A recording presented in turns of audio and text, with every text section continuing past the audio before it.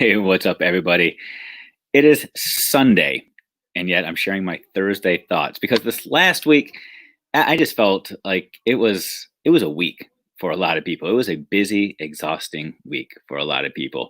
So I decided I would wait a couple of days and share my thoughts with you on a Sunday so that you could think, reflect, and take action in the week or the weeks ahead. So I hope that first of all you had a restful weekend so far. I hope that you are able to focus on the week ahead, focus on the kids you're going to teach if you are an educator, or the kids you're going to love if you are a parent at home. Today's theme is kind of relevant. It is applicable to the world we're in right now. Politics, athletics, and education are all going to come into play in my conversation today. And I'm honestly going to take us to a place where, as educators, if you are an educator or a parent, we can actually learn something from politicians. And I never thought that that was something I would say or believe, but there is something that we can take away. And we're also going to tie this into athletics and some things that we can take away from the athletic world. So let me start with the big statements, the big takeaways, and then take you down my thought process.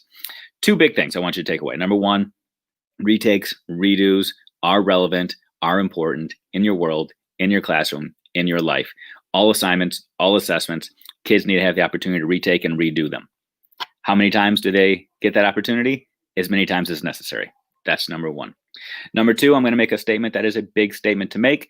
If you are a district level administrator or a school level administrator, I hope you hear this and hear this very, very well.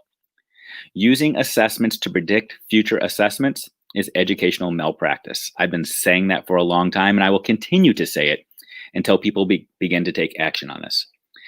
Using assessments to predict a future assessment is educational malpractice. So let me tie this all together and explain where this comes from. Let's start with the world of politics. Right now, we are in a political season here in America. Every time you turn on the TV, you see an ad for a politician. Do you know why you're seeing so many ads right now for all these politicians? Number one, it's because elections are coming up in just a couple of months. Here in the States, the big elections take place in November. We just had primary season where the candidate list was being narrowed down. And right now we have our two main candidates in just about every election out there, whether it's president, senator, congressman, local sheriff, whatever the case may be. You've got your people in place. But why do you have ads in place? Why are the politicians spending all their money on ads? Why are they going out and giving stump speeches? Why are they continuing to have rallies? Why are they investing so much time and energy? It's pretty simple. Because the politicians are investing a lot of their resources right now based on the results of internal polling. Another term for internal polling is internal assessment. They are out there reading the results right now. They are calling people. They are doing internet polling. They are having conversations with people on the street, trying to figure out if the election were held today, what would the result be and why? And the why piece is a huge component because what the candidates then do is they take that why and they try to do something with it to change the results or to grow the results, depending on what the polls are saying today. If a candidate is in the lead, according to the polls today, they're going to do all they can to continue on with what they've been doing, to continue to drive home the message that they've been trying to deliver. If a candidate is trailing right now, they don't just throw up their hand and say, it's a lost cause, I've lost. They do all they can to change the message and adjust their strategy. Another term for polling is assessing. Let me ask you, when is the assessment period done? When do candidates stop assessing? When do they stop polling? When do they stop adjusting, altering, and doing all they can with their strategy to change the results? Some people would say on election day. And in the world of education, some people would say, oh, election day is the summative assessment. And it might be. You might call that the summative assessment. You might call all of the other polling formative assessments based off of your lingo. But let me challenge you on this. What if a candidate loses on election day in November? Do they give up and say, I guess my career is done? I guess my career is finished? Well, I would challenge you and say, no, because you know what can happen?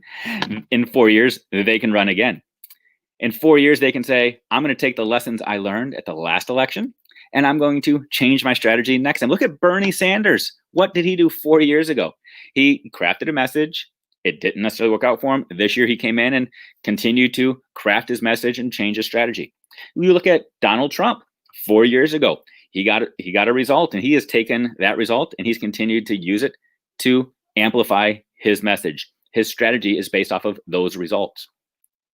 If in our classrooms, in our schools, we begin to treat all assessments as both formative and summative, in other words, we use them formatively to adjust our strategies, to adjust our thoughts, to adjust our next steps, and summatively as evidence of success or evidence of learning, then we can continue to do something.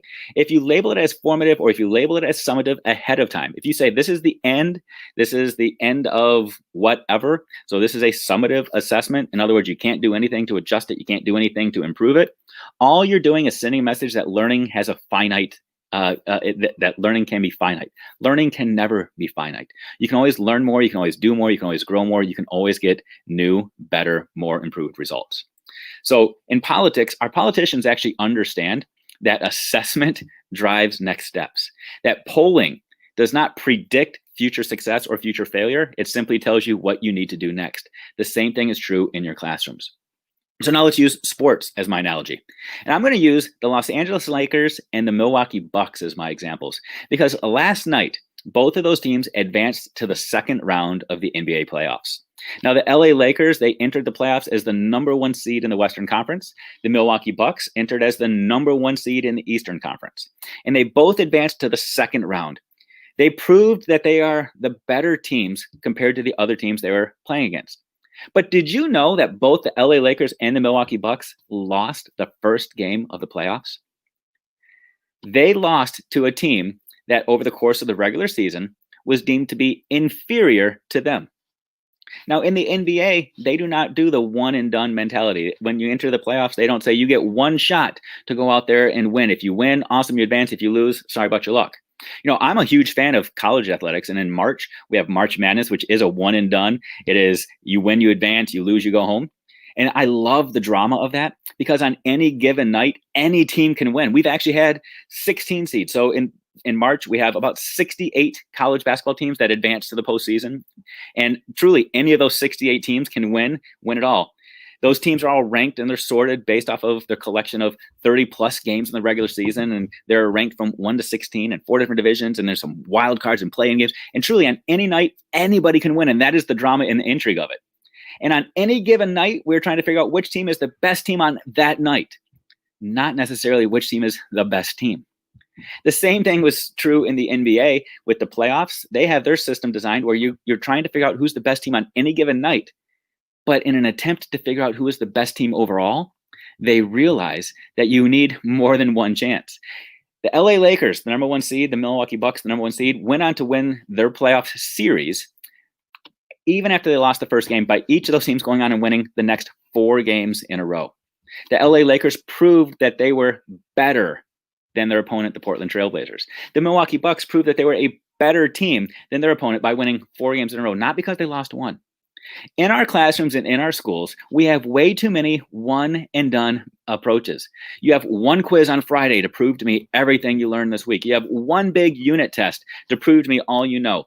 You have one big summative assessment, as opposed to us saying every assessment should be used formatively and summatively so that we can learn from it and grow from it and adjust from it.